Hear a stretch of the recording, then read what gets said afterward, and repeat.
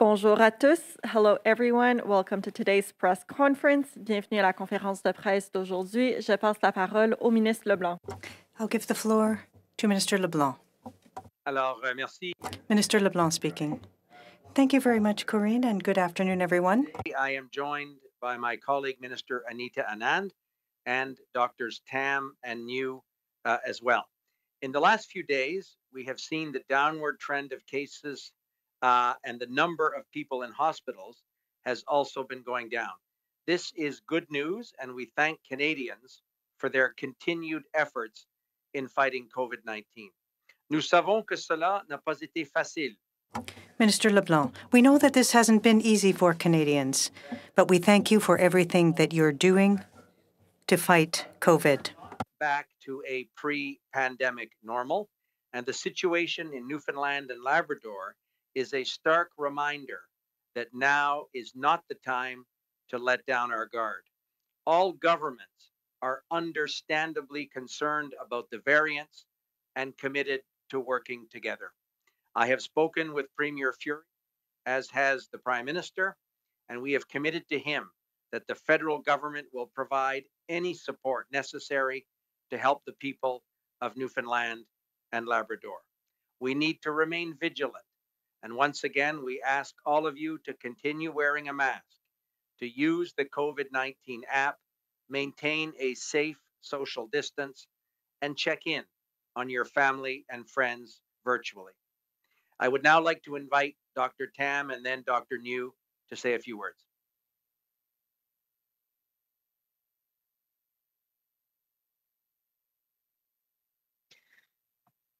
Hello, everyone. Bonjour à toutes et à tous. There have been 826,924 cases of COVID-19 in Canada, including 21,311 deaths.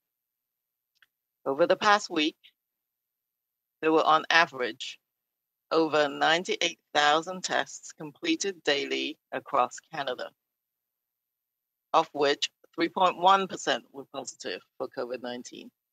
Overall, disease activity and severe outcomes are continuing to decline nationally, and there are now less than 35,700 active cases across the country. Over the past week, on average, under 3,050 new cases and 75 deaths were reported daily.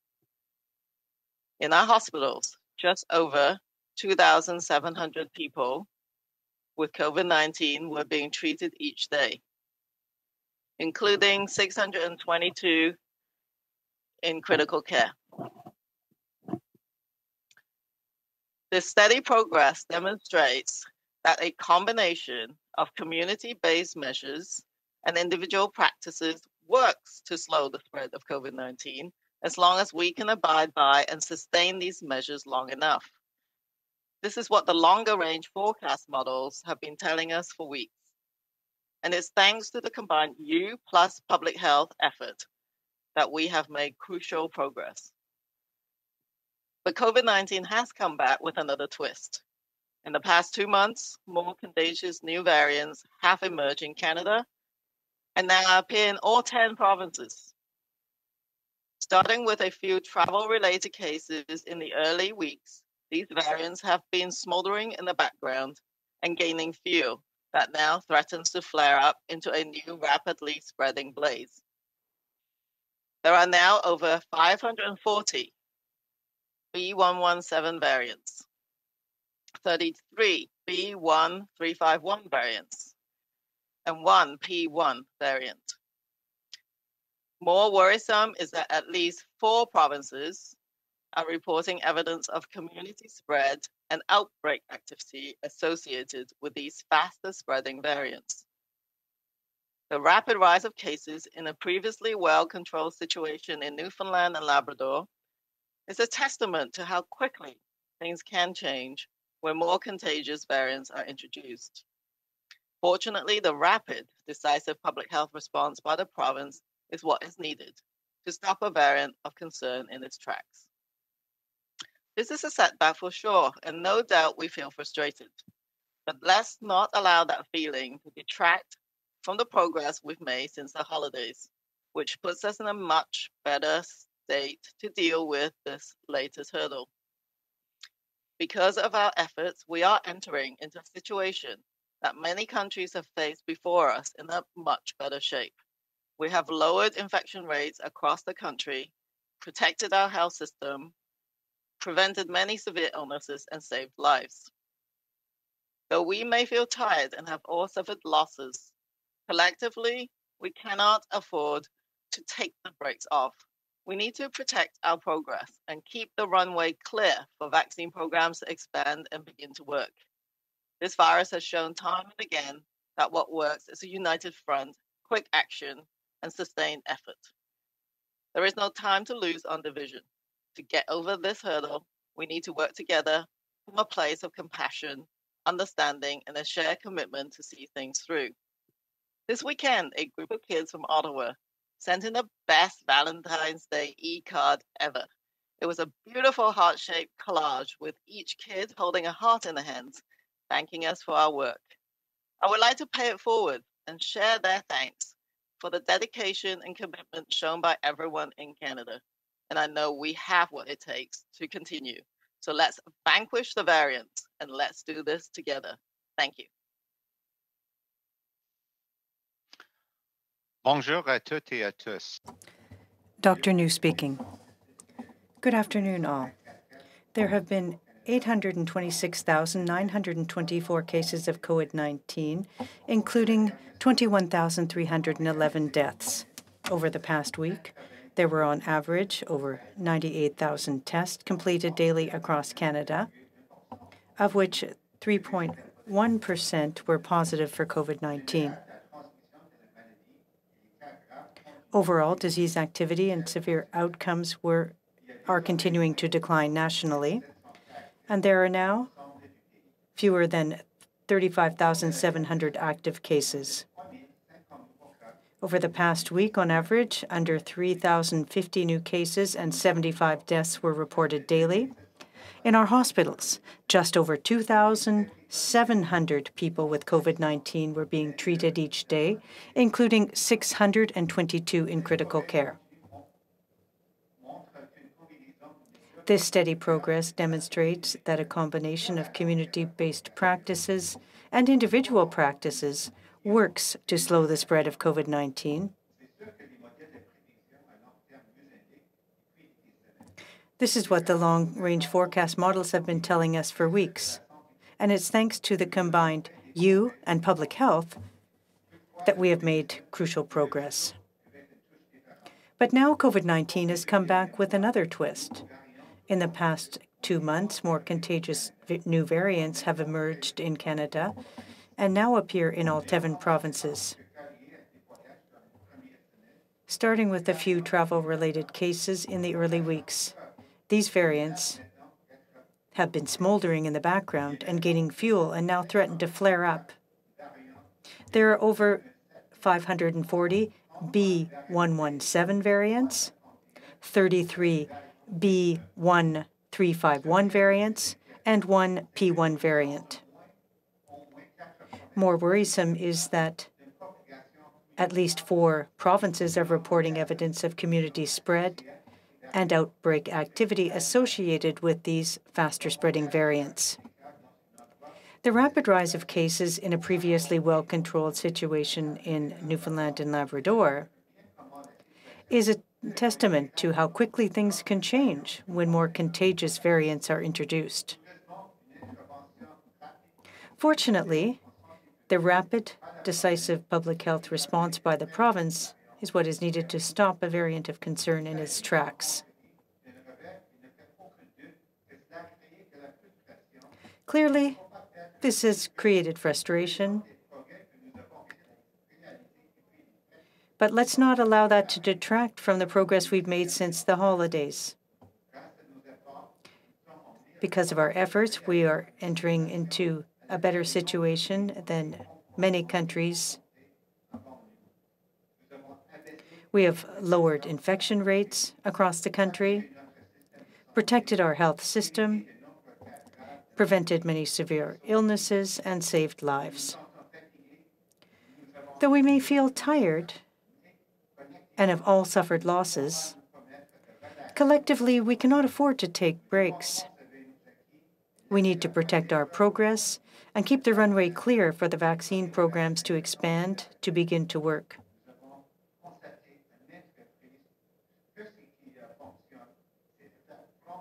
On several occasions, we have shown that working in a united front helps. We need to remain together.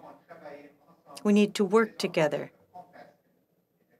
with compassion and understanding and a shared commitment to see things through. This past weekend, a group of kids from Ottawa sent in the best Valentine's Day e-card ever.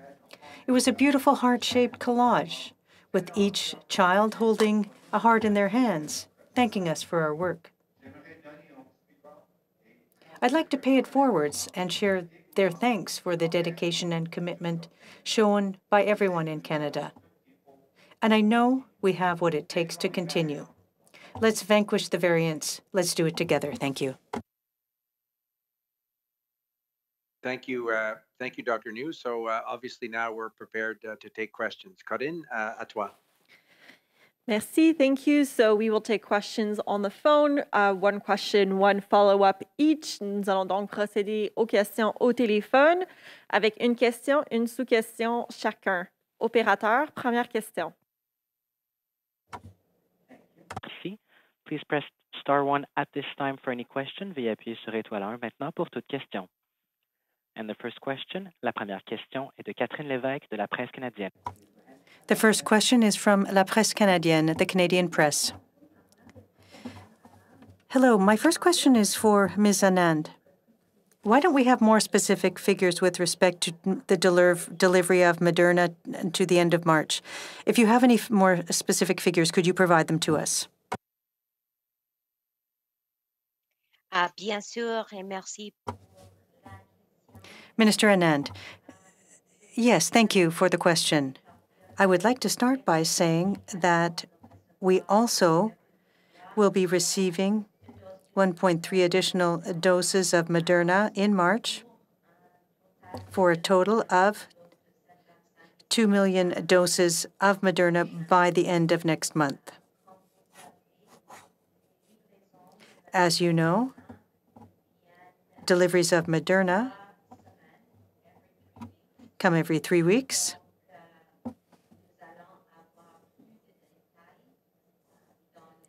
So we will have more details in the days to come. But for the next delivery, we will be receiving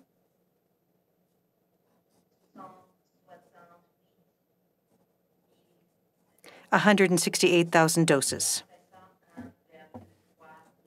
Following that, 1.3 million doses. Thank you.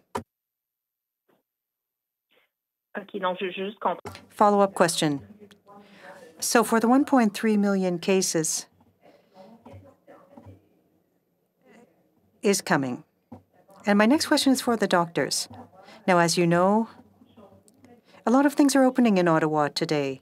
Restaurants, gatherings of 10 people inside, 25 outside.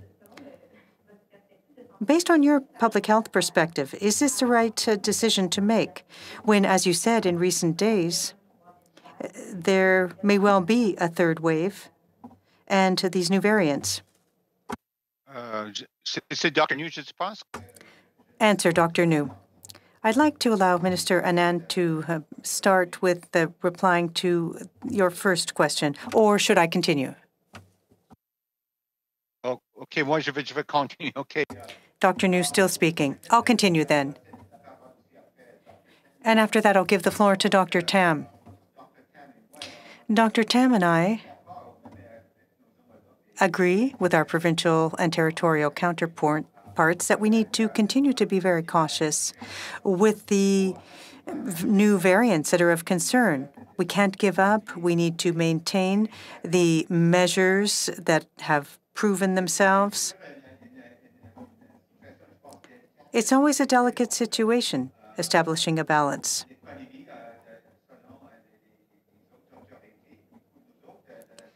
There's the economy, but for us in public health, we're very concerned. It's very important to carefully monitor the situation. We need to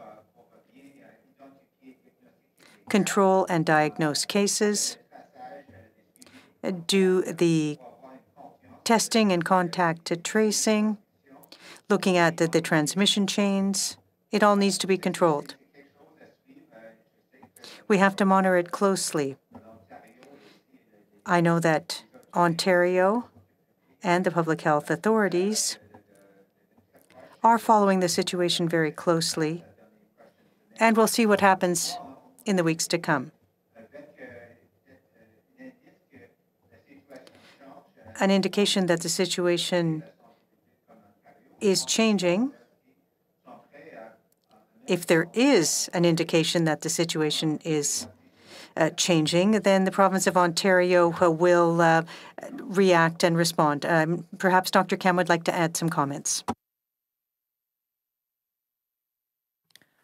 OK, merci. Et sûrement pour ajouter aussi, on parle aussi d'une. Dr. New still speaking. Well, we're talking also about a potential third wave, where if we see an increase in cases, we need to look at the public health measures.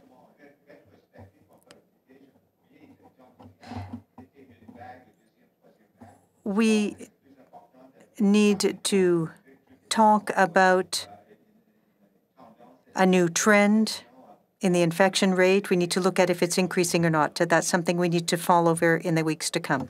Thank you. D'accord, merci. The next question, la prochaine question est de Tonda McCharles from the Toronto Star. Please go ahead. Your line is open. Yes, hi. I'm going to stay on the speakerphone if that's okay, if you can hear me. It's a technical problem I have today. Could I understand, well, a couple of things. Hang on one second. I'm going to try and pick it up. Give me one sec here because it's not working. Hi, I'll try to. Can you hear me okay? Hello? Yes, we can. Awesome, thanks. Sorry about that. Dr. Tam or Dr. New, yesterday you spoke about the new guidance for the second stage of the vaccination program nationally. I have a couple of questions on that. First of all, you suggest that it needs to be prioritized, or I guess the advisory committee said it needs to be prioritized, include or extended to include essential workers, but you don't define essential workers. You say that's up to the provinces. I'm wondering how then you see that actually coming into action. We've already seen sort of provinces making their own decisions around, in the first round, the first stage. What concerns do you have whether or not the concern around racialized Canadians, vulnerable populations, whether they actually will get the vaccines you suggest they need?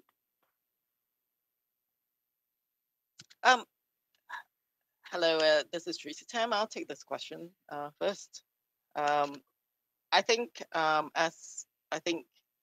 people have seen that the National Advisory Committee on Immunization provides the guidance, and to date, I think there's been generally good adherence to some of these guidance by the provinces and territories, which is to really focus on those at the highest risk of severe outcomes, and some of those at the highest risk of exposure, such as those taking care of our frontline patients and personal support workers and others. So you've seen the long-term care facilities and senior homes being prioritized. So I think I've had quite a lot of discussions with chief medical officers of health across the country. They provide input, of course, into their own immunization programs.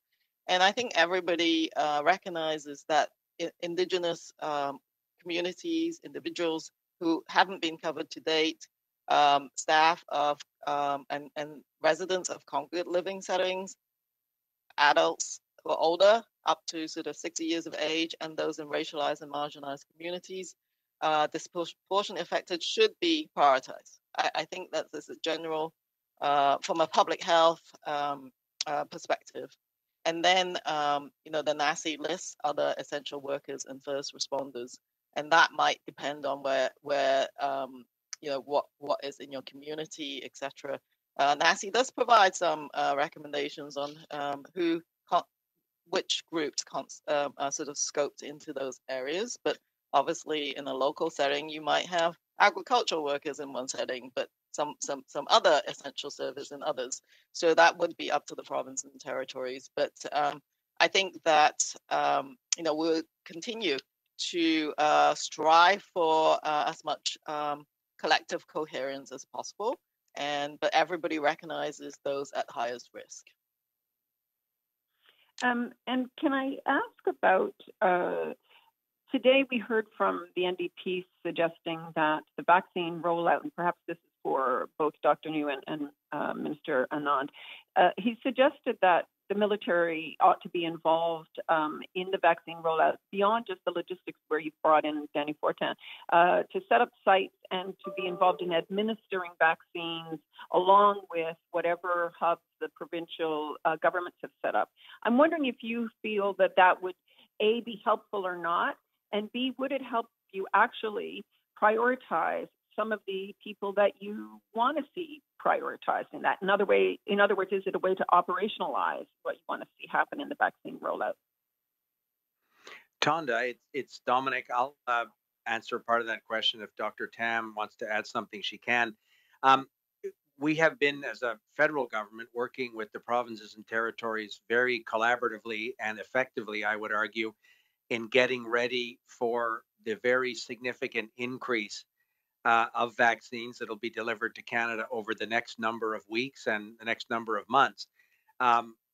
General Fortin and others, the Public Health Agency, certainly believe that the provinces have the capacity and the plans to ramp up effectively to deliver these vaccines to the populations in their jurisdiction that they decide to deliver the vaccines to. It properly is a provincial jurisdiction to determine the populations that they'll vaccinate in which sequence. Obviously, they have followed and benefit from the advice of the National Advisory Council and will continue to do so. But if the provinces determine in their own jurisdiction that they need increased assistance from the Government of Canada, if it's Red Cross, if it's military, if it's other surge capacities, obviously the Government of Canada will do whatever we can to support the provinces in those efforts. So the idea that there's some requirement now to have the military set up vaccination sites, the provinces will determine if they need additional assistance. And then, of course, they'll work with the provinces to find the most effective way to do that. The military, as you know, have been available and assisting in some northern and remote communities, in Indigenous communities, and we're working on plans ourselves to ensure that the Indigenous communities are able to effectively and safely receive the vaccines in a timely way. And I think it's only natural to assume the military can play a very effective supporting role in that effort as well. I don't know, Dr. Tam, if you wanted to add something.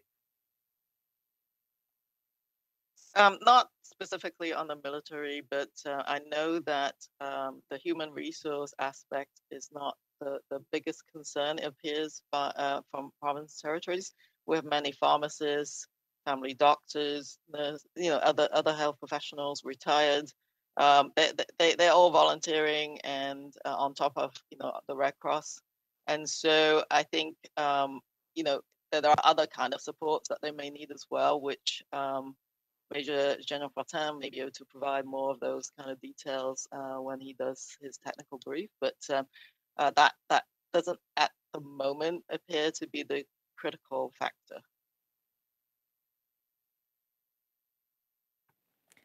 Merci. Thank you. Next question. Prochaine question. The next question, la prochaine question est de Mélanie Marquis de La Presse. Please go ahead. Mélanie Marquis from La Presse. question.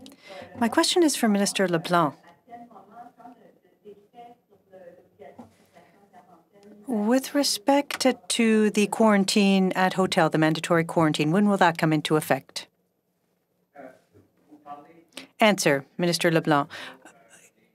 You mean for travelers coming into the airports or people coming across the land border? Question, one or the other? Minister LeBlanc, we can get the details, the technical details from the Public Health Agency. As the Prime Minister announced last week, the obligation to go into quarantine upon arrival at an airport and with respect to testing at the borders will be increased in the days to come, but we'll get you the exact information. The journalist, next question. My question is for Minister Anand. Now, I know you're not responsible for the approval of AstraZeneca, which is the next one in line, but do you expect it to happen this week, first of all? And secondly, with respect to supply, you talked about some pre-positioning, having some doses ready to roll them out. Do we have those doses in Canada, doses of AstraZeneca?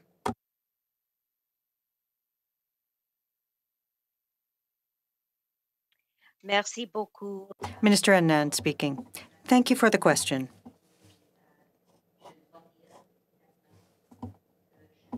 And I must say that I do not know when the AstraZeneca approval will come through.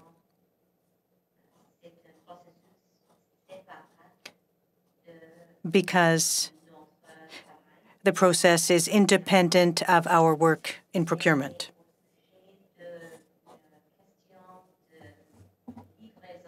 With respect to delivery pre-approval, the answer is no.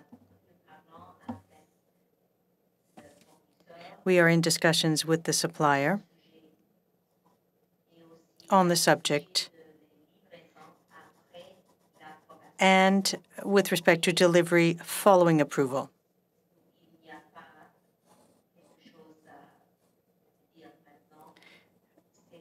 But there's nothing further to say on that at this point. The discussions are happening right now.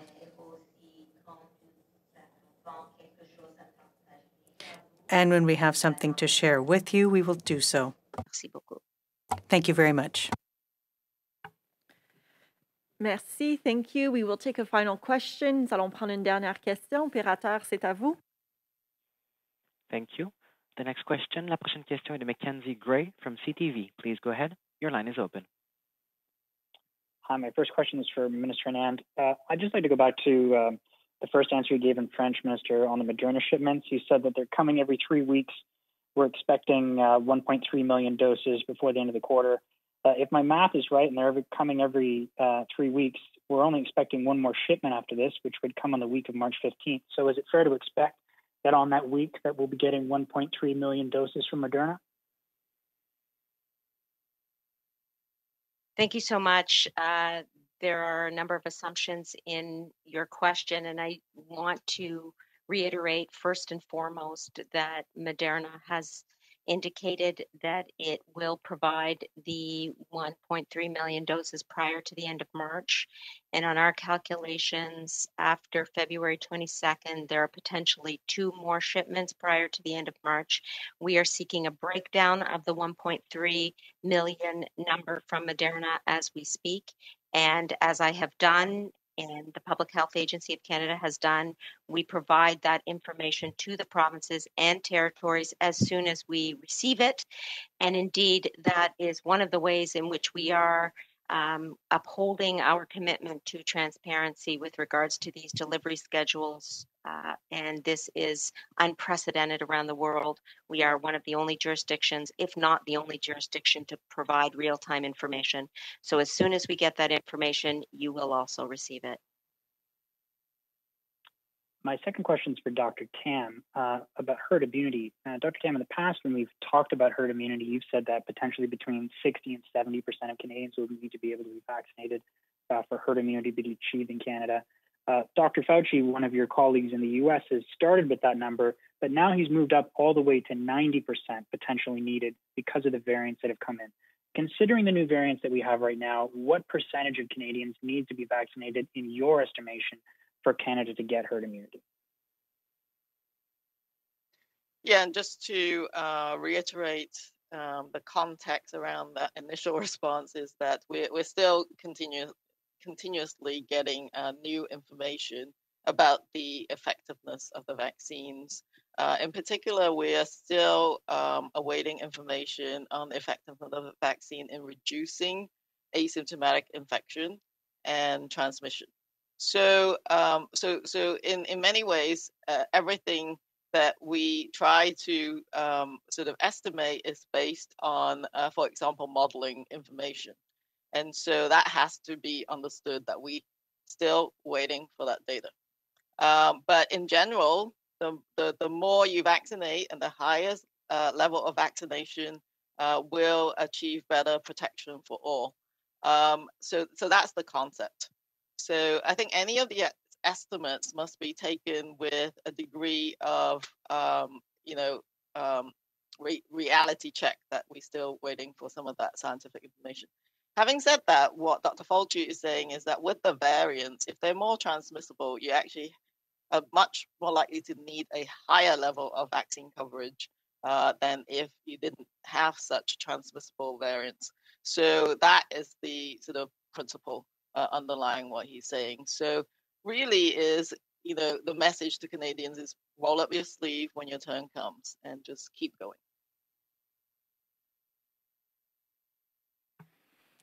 Thank you. Merci. This puts an end to today's press conference. Ceci met fin à la conférence de presse d'aujourd'hui.